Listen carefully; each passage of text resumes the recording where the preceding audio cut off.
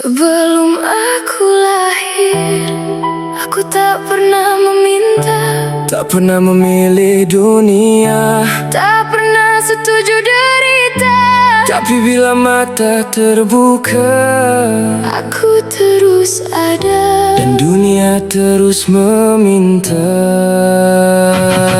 Aku lahir dalam dunia yang tak pernah aku runding, tak pernah tanda tangan, tak pernah kata aku ingin. Tiba-tiba kena hidup, kena faham apa itu miskin, kena belajar bahawa bahagia kadang cuma singgah, tak tinggal lama pun di sini.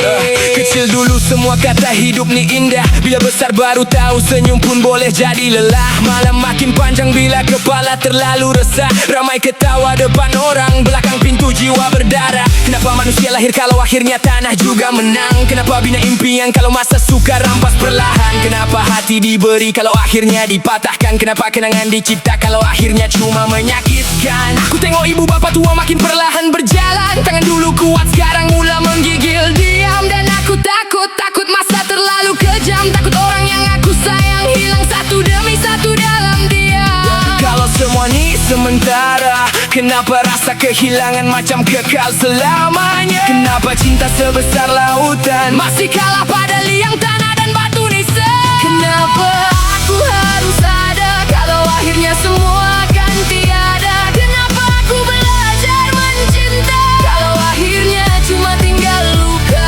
Kalau Tuhan Maha Kasih, kenapa hati terlalu pedih? Kenapa doa jatuh diam, sedang manusia hilang arah setiap malam? Aku cuba faham dunia dari sudut paling dalam. Kenapa orang baik kadang paling awal tenggelam? Kenapa ada anak kecil tidur dalam kelaparan malam, sedang yang tamak hidup mewah tanpa rasa bersalah dalam? Kalau Tuhan mampu segalanya, kenapa perlu lihat perang jadi hiburan kuasa? Kenapa bayi lahir terus rasa sengsara? Kenapa ada jiwa rosak sebab trauma manusia? Ada orang kata jangan soal nanti sesat, tapi macam mana diam kalau hati terlalu syarat? Macam mana percaya bulat bila realiti terlalu berat? Bila tiap hari manusia hilang sebab dunia terlalu jahat. Aku bukan melawan, aku cuma mencari sebab kenapa sakit jadi teman setiap hari. Kenapa manusia terlalu takut mati? Mungkin sebab selepas gelap kita takut dah tak jadi apa-apa lagi. Dan aku tertanya benda paling menyakitkan jiwa, adakah Tuhan benar cipta semua? Atau manusia terlalu takut pada kehilangan makna, lalu mencipta cahaya supaya gelap tak terlalu terasa? Sebab kalau selepas mati cuma kosong tanpa suara, semua cinta, semua air mata, semua perjuangan, semua cerita, adakah hilang macam tak pernah wujud di dunia?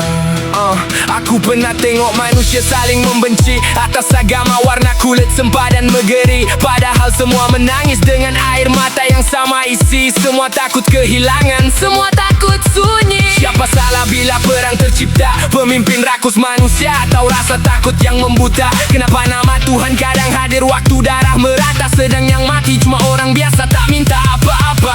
Aku takut sebenarnya, takut hidup ni cuma kerja sampai tua, bayar bil simpan luka, pura-pura kuat depan dunia, lepas tu mati dan dilupakan macam debu di udara. Dan paling sakit bila fikir dalam sunyi paling panjang, mungkin tak ada siapa benar-benar faham, sebab semua orang sibuk bertahan, sambil pura-pura semuanya masih selamat. Kalau aku tak pernah minta lahir, kenapa aku perlu takut mati? kalau hidup ni hadiah, Kenapa rasanya terlalu sepi? dan kalau Tuhan benar maha mendengar, aku cuma mau satu jawaban. Kenapa dunia terlalu indah untuk dicinta, Tapi terlalu sakit untuk ditinggalkan? tinggalkan. Soalan macam ni memang berat.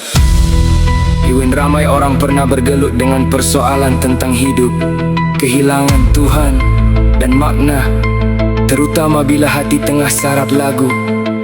Macam ni kuat sebab ia berani meluahkan benda yang ramai simpan diam-diam.